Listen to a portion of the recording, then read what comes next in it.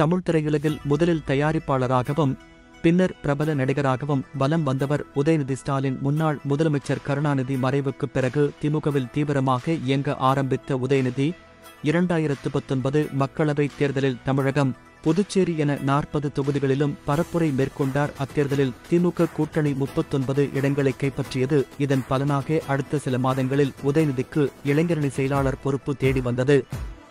இதேபோல 2021 சட்டமன்ற தேர்தலிலும் பம்பரமாக சுழன்று பணியாற்றினார். ஒரு செங்கல்லை காட்டி மதுரை எய்ம்ஸ் மருத்துவமனையை விமர்சித்த அவரது பரப்புரைக்கு நல்ல வரவேற்பு கிடைத்தது. தேர்தலில் தனது தாத்தா நின்று வெற்றி பெற்ற சேப்பாக்கம், திருவல்லிக்கேணி தொகுதியில் நின்று முதல் முறையாக சட்டமன்றத்திற்குள் நுழைந்தார் உதயநிதி. அதனைத் தொடர்ந்து டிசம்பர் 2022 மாதம் இளைஞர் நலன் மற்றும் விளையாட்டு மேம்பாட்டுத்துறை அமைச்சராக நியமிக்கப்பட்டார். இதனையடுத்து அரசு மற்றும் இளைஞரணி தொடர்பான விஷயங்களில் தீவிரமாகவும் பிஸியாகவும் செயல்பட்டு வருகிறார்.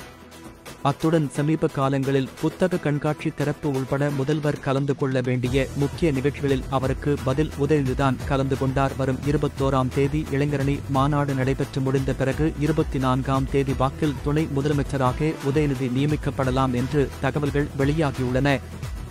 அதாவது முதலமைச்சர் மு.க. ஸ்டாலின் வெளிநாட்டு பயணத்தின் போது அவருடைய பொறுப்புகளை உதயநிதி கவனிக்கும் வகையில் இந்த ஏற்பாடு என்றும் கூறப்பட்டது. இந்த நிலையில் சென்னையில் செய்தியாளர்களை சந்தித்த உதயநிதி ஸ்டாலினிடம் துணை முதலமைச்சராக பதவி ஏற்கிறீர்களா என்ற கேள்வி முன்வைக்கப்பட்டது. அதற்கு உதயநிதி ஸ்டாலின் கூலாக, எல்லா அமைச்சர்களும் முதலமைச்சருக்கு துணையாக இருக்கப் போகிறோம், அவ்வளோதான் என்று ஒரே வார்த்தையில் பதிலளித்துவிட்டு அங்கிருந்து கிளம்பினார். முன்னாள் முதலமைச்சர் கருணாநிதி பாணியில் அவருடைய பதில் இருந்தது. முன்பெல்லாம் பதவி தொடர்பான கேள்விகளுக்கு அதெல்லாம் முதலமைச்சர் முடிவு செய்வார் என்றோ வதந்தி என்றோதான் அதிகமாக உதயநிதி கூறியுள்ளார். தற்போது துணை முதலமைச்சர் தொடர்பான கேள்விக்கு மறுப்பு ஏதும் தெரிவிக்காமல் பட்டும் படாமல் பதிலளித்து சென்றுள்ளார் என்கிறார்கள் அரசியல் வட்டாரங்களில்.